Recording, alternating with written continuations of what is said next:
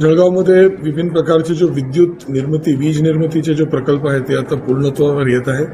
त्याच्यामध्ये आपल्याकडे सोलर चा एक मोठा प्रकल्प आपल्याकडे चालू आहे, ज्या ठिकाणी जवळपास 4000 एकर गैरान जमीन सोलर प्लेट बसवण्यासाठी घेण्यात आले होते। या प्रकल्प अंतर्गत आणि काही खासगी क्षेत्र पण याच्यामध्ये घेण्यात आले होते। या प्रकल्प अंतर्गत आतापर्यंत सुमारे 40 मेगावॉटच्या सोलर प्लेट बसवण्यात आलेले आहेत। 328 मेगावॉटच्या कार्यक्रम आदेश झालेला आहे। तो ये प्रकल्प लवकरात लवकर पूर्ण होणार आहे। दुसऱ्या टप्प्याचे पण काम सुरू होणार आहे। त्याच्याशिवाय 660 मेगावॉटचा जो वीज निर्मिती केंद्र दीपनगरमध्ये आहे ते आता शेवटच्या टप्प्यात आहे आणि ते लवकरात लवकर पूर्ण झालं, सर्टिफाय झालं, लायसेन्सिंग झाली की ते पण आपले देशाची सेवेमध्ये ते पण प्रकल्प येणार आहे।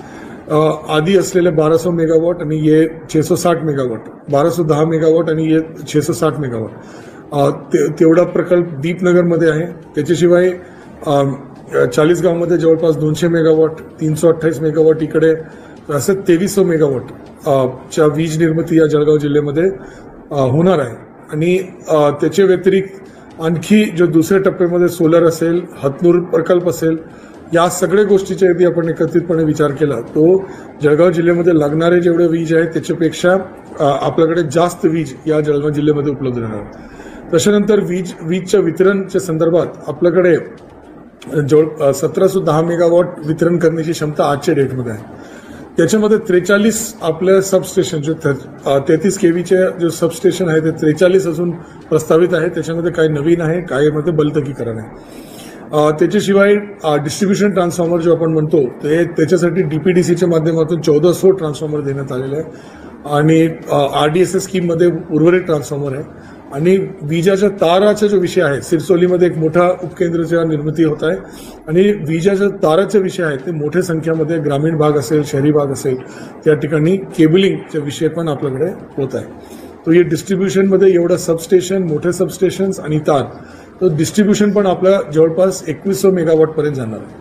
तो उत्पादकता अबाउट 2400-2500 मेगावॉट, डिस्ट्रीब्युशन क्षमता अराउंड 2100 मेगावॉट। आणि अगर आपण डिमांड या लोड पाहिला तो आज के डेटमध्ये एक सरासरी लोड असतो अबाउट 1000 मेगावॉट आणि 1100 मेगावॉटच्या रेंजमध्ये।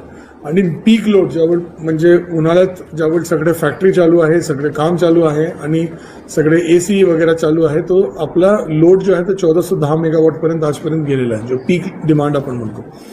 ती अगर पुढे पण गेला, नवीन इंडस्ट्री उद्योग वगैरे लागलेले आहे आणि काही लोकांनी नवीन म्हणजे एअर कंडिशनर्स, फ्रिजेस वगैरे खरेदी केलं असेल, कमर्शियल स्पेसेस आला असेल, तर या सगळ्या गोष्टीचा विचार करता ते अबाउट 1450 मेगावॉट पर्यंत गेलं असेल।